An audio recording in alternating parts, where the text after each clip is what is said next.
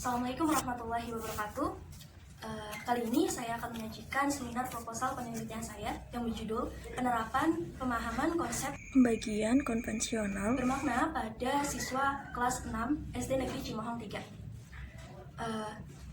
Sebelumnya, saya ingin mengucapkan terima kasih kepada Bapak Budi Manfaat MSI yang telah membimbing saya di MK Metodologi Penelitian ini sehingga saya bisa menyelesaikan proposal penelitian ini dengan baik. Saya ingin memperkenalkan diri. Nama saya Eka Wiyati dari kelas 5B, NIM 18081050545, Tadris Matematika, Fakultas Ilmu Tarbiyah dan Keguruan, IAIN Syekh Nurjati, Cirebon. Nah, dalam seminar proposal saya kali ini akan dibagi menjadi 3 bagian, 3 bab. Nah, masing-masing bab ini nanti terbagi menjadi beberapa poin lagi. Ada bab 1, pendahuluan, latar belakang. Matematika tidak ada artinya kalau hanya dihafalkan saja, sehingga pemahaman konsep matematika dalam pembelajaran matematika sangat penting. Hal tersebut akan berpengaruh pada apakah pengetahuan itu bermanfaat dan tersimpan baik atau tersimpan lama dalam long term memori siswa atau hanya short term memori saja. Apabila guru menerapkan pemahaman konsep dalam pembelajaran, siswa akan mengingat pengetahuan tersebut dalam long term memori siswa dan pengetahuan itu akan bermanfaat sehingga pembelajaran menjadi bermakna. Begitu juga jika itu diterapkan pada materi pembagian konvensional, siswa akan tahu esensi makna dari pembagian konvensional itu dan tidak hanya memandangnya sebagai urutan mekanis atau hafalan mekanis saja, sehingga pembelajaran menjadi bermakna. Di Indonesia, seringkali guru menyampaikan penjelasan mekanis pembagian konvensional dengan urutan membagi, kemudian mengali, kemudian mengurangi dan menurunkan hingga sisanya itu menjadi 0. Atau mungkin untuk pembagian yang untuk bilangan cacah masih ada sisanya ya. Tapi urutannya masih seperti itu, membagi, mengali, mengurangi, dan menurunkan. Sebagai satu hal yang pasti untuk menjelaskan operasi pembagian konvensional, sehingga siswa hanya mengikuti instruksinya saja tanpa tahu kenapa mereka melakukan hal itu. Sudah ada penelitian tentang penerapan pemahaman konsep pembagian konvensional di luar negeri dan dilakukan oleh Ji-en Lee pada tahun 2017 di USA. Namun di Indonesia belum ada, sehingga perlu dilakukan penelitian tentang hal itu. Selanjutnya yaitu masalah penelitian. Masalah penelitian yang saya temukan yaitu penerapan pemahaman konsep pembagian konvensional siswa kelas 6 SD Negeri Cimohong 3 hanya mengandalkan hafalan mekanis saja, sehingga pembelajaran tidak bermakna. Nah, untuk pertanyaan penelitiannya, apakah penerapan pemahaman konsep pembagian konvensional yang sudah diteliti atau sudah dilakukan oleh Ji-en Lee pada tahun 2017 di USA menjadikan pembelajaran yang bermakna jika diterapkan di Indonesia? Bab yang selanjutnya yaitu kajian teori. Poin yang pertama yaitu tinjauan konseptual. Ada istilah pembelajaran bermakna.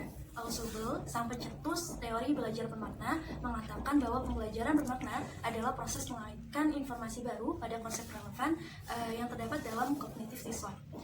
Sedangkan Miles Berry mengartikan pembelajaran bermakna sebagai pembelajaran bermakna memungkinkan seseorang untuk lebih banyak belajar makna dari dunia sekitar yang ditandai dengan pembelajaran yang aktif, disengaja, konstruktif, dan kooperatif.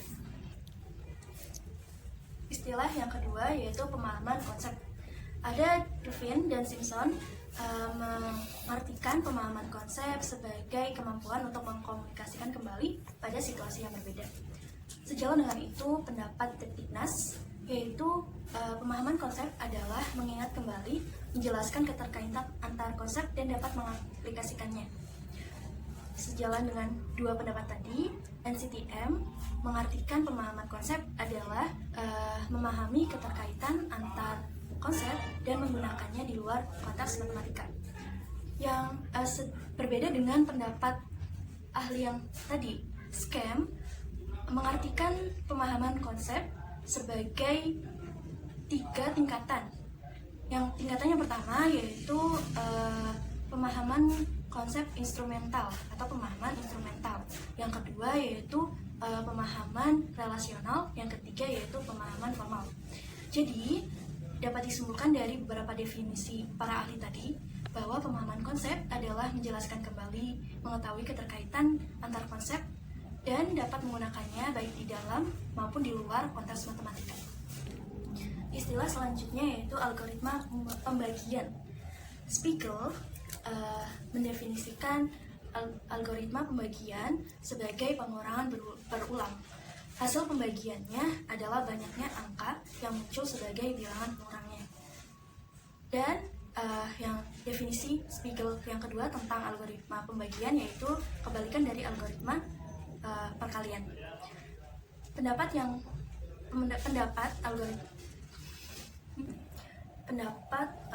yang selanjutnya yaitu Dayat. Dayat mengartikan bahwa pembagian ada dua cara, yaitu cara bersusun panjang dan cara bersusun pendek. Poin yang kedua dari kajian teori yaitu tinjauan teori. Teori yang relevan atau yang sesuai dalam penelitian ini adalah teori belajar bermakna yang dicetuskan oleh Ausubel.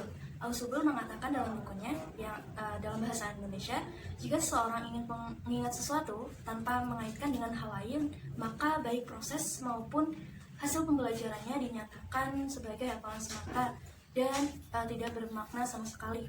Jadi dari pernyataan Ausubel tadi dapat diartikan bahwa belajar bermakna yaitu mengaitkan hal yang sudah dipelajari dengan hal yang akan dipelajarinya atau hal yang sedang dipelajari kemudian dikaitkan dengan hal.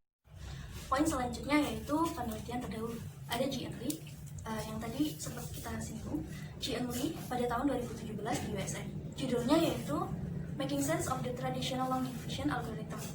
G.N. Lee melibatkan proses internalisasi melalui peran aktif siswa dalam mengubah representasi konkret menjadi algoritma yang abstrak, sehingga pemahaman siswa tentang konsep pembagian tidak hanya hafalan saja, tapi juga bermakna.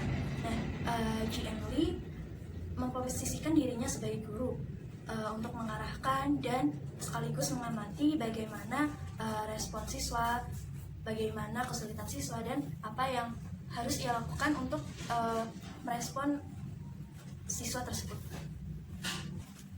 Penelitian selanjutnya dilakukan oleh Cornelis M. van Putten dan kawan-kawan pada tahun 2005 di Belanda. Judulnya yaitu Progressive Mathematization of Long Division Strategies Dutch Primary Schools. Nah, Cornelis dan kawan-kawan mengembangkan strategi penerapan konsep pembagian konvensional dengan pendekatan matematika realistik atau RMA. Penelitian selanjutnya yaitu dilakukan oleh Inchikabi dan kawan-kawan pada tahun 2020 di Turki. Judulnya yaitu Sixth Grade Students Procedural and Conceptual Understanding of Division in a Real Life. Nah, Inchikabi dan kawan-kawan ini mengembangkan strategi penerapan pemahaman konsep pembagian konvensional dan pemahaman sisa pembagiannya dalam konteks dunia nyata. Selanjutnya, penelitian yang dilakukan di Indonesia oleh Qadri Ali Hasan tahun 2017. Nah, Qadri Ali Hasan ini judulnya yaitu pengembangan pembelajaran operasi pembagian dengan menekankan aspek pemahaman. Nah, Qadri ini mengembangkan pembelajaran pembagian dengan menekankan aspek pada konsep-konsep yang berada dalam operasi pembagian. Penelitian yang akan saya lakukan ini adalah menguji cobakan penelitian yang telah dilakukan oleh G.N. Lee pada tahun 2007 di USA. Nah, perbedaannya itu nanti terletak pada pola pikir siswa sekolah dasar di Indonesia dan latar belakang keluarga masing-masing siswa. Selanjutnya yaitu bab 3, metodologi penelitian. Poin yang pertama yaitu desain penelitian. Nah, metode yang saya akan gunakan yaitu metode kualitatif deskriptif. Data yang saya akan kumpulkan bukan berupa angka, namun hasil wawancara, catatan lapangan, atau dokumen yang lainnya. Nah, dalam penelitian ini, saya memposisikan diri saya sendiri untuk terlibat langsung dalam kelas. Saya akan mengamati gagasan-gagasan dari setiap siswa, kesulitan-kesulitan dan respon dari masing-masing siswa. Sekaligus saya memikirkan atau merespon apa yang siswa lakukan, sehingga penelitian ini deskriptif karena memerlukan keterangan langsung keadaan subjek dan objek yang akan diamati. Poin yang kedua yaitu metode penelitian. Nah, untuk pengumpulan datanya saya gunakan observasi dan dokumentasi. Karena di dalam penelitian ini peneliti akan bertindak sebagai guru yang mengarahkan siswa untuk aktif dalam pembelajaran. Nah, untuk instrumen penelitiannya digunakan lembar pengamatan dan kamera serta alat perekam. Sumber datanya dari siswa langsung atau sumber data primer. Jadi saya akan mengamati dan mencatat tanggapan, gagasan, dan kesulitan siswa terhadap materi yang akan diajarkan. Nah, untuk populasinya saya ambil dari siswa SD Negeri Cimong 3. Teknik pemilihan sampelnya karena ini metode kualitatif, maka menggunakan purposive sampling. Nah, dalam pengambilan sampel akan diambil sampel yang sesuai karakteristik. Dalam penelitian ini karakteristik yang ditentukan yaitu siswa yang sudah memiliki pengetahuan tentang operasi pembagian bersusun. Bisa dikatakan untuk siswa SD kelas 4 sampai kelas 6. Dan dalam penelitian ini sampel yang akan saya ambil yaitu siswa kelas 6 SD Negeri Cimong 3. Untuk teknik analisis datanya, karena ini metode kualitatif, maka diambil dari teknik analisis data oleh Miles dan Huberman.